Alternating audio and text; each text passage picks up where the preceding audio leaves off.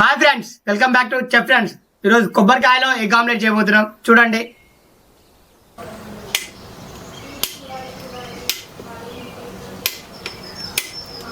ఇట్లా కొట్టుకొని ఇలా నీళ్ళు తాగాలి. బొక్క అయితే పెట్టుకుందాం, నీళ్ళు తాగాలి వెళ్ళి.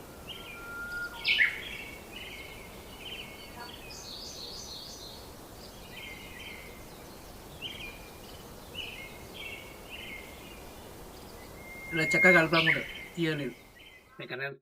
ఫ్రెండ్స్, మనం అయితే కొబ్బరి బొండలో నీళ్ళు తాగేసినాం. ఆమ్లెట్ ఎట్లా ప్రిపేర్ చేసుకున్నాం అట్లా ప్రిపరేషన్ చేసుకున్నాం. ఫస్ట్ అయితే మనం బౌల్ తీసుకొని 2 eggs కొట్టుకోవాలి.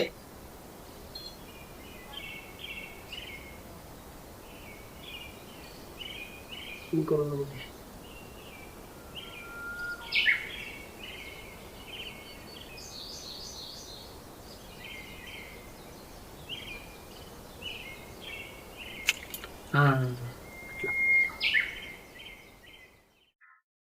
అలా ఎగ్స్ అయితే కొట్టుకున్నాం. 2 స్పూన్ల కారం వేసుకుందాం. కొంచెం పసుపు వేసుకుందాం. 1/2 స్పూన్ మసాలా వేసుకుందాం. తర్వాతకి కొద్దిగా అల్లం వేసుకుందాం.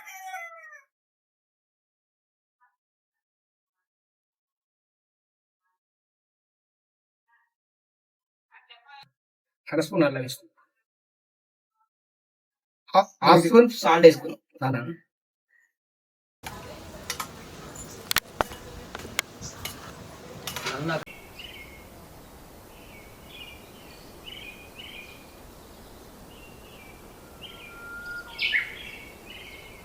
ఇలా బాగా కలుపుకోవాలి మంచిగా.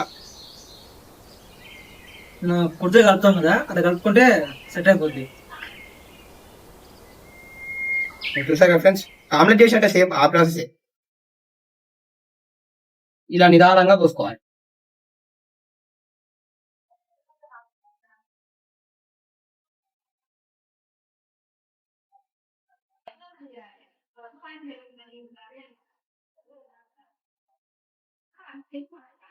ఫ్రెండ్స్, ఇందులో నుంచి ఎగ్ బయటికి రాకుండా కర్ర పెట్టేసుకుందాం. ఇలా పెట్టుకుంటే ఎగ్ అనేది బయటికి వెళ్ళదన్నమాట. ఫ్రెండ్స్, పొయ్యి ముట్టించుకొని కొబ్బరి బొండాలు కాల్చుకుందాం. కొబ్బరి బొండాలని పొయ్యి మీద పెట్టి కాల్చేసుకుందాం. ఇక నువ్వు కూడా పెట్టమ్మా, కాలుతుంది దెబ్బలా. ఎట్లొచ్చింది ఆలోచన? ఇష్టాలా రీల్స్ చూడట్లేవు అన్న, నువ్వు ట్రెండింగ్ ఇప్పుడు రీలు. మనకేమో ఇన్స్టా లేదు. వాళ్ళు జెత్తేంగ్ అంటాడు కదా, వాళ్ళు చేసిరు ఇది.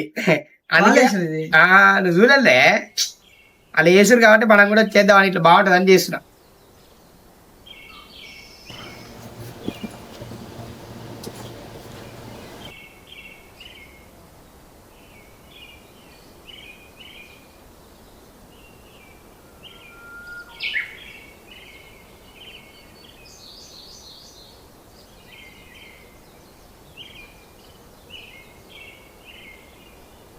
ఫ్రెండ్స్, మన ఆమ్లెట్ అయితే రెడీ అయిపోయింది. ఇక కొట్టుకొని తిందాం. ఇక ఈ పలగొట్టేసుకొని తిందాం.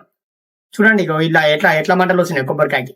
ఇట్లా మంటలు వచ్చేదాకా కాల్చుకోవాలి, లేకపోతే ఆ కొబ్బరి వరకే కాలుతాయి. మనం పలగొట్టేసుకొని తిందాం.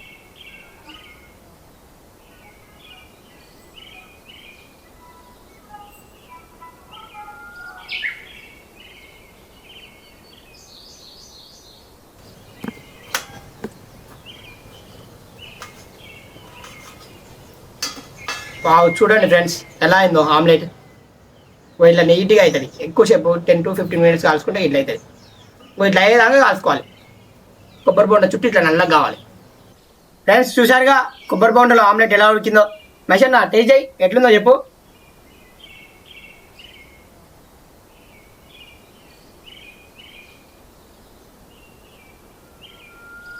ఎట్లుందన్నా? సూపర్ ఉంది అసలు. నువ్వు ట్రై చేయండి. కాకపోతే కొబ్బరి బొండ మొత్తం ఉడికిందాక ట్రై చేయండి, కాలిందాక ట్రై చేయండి.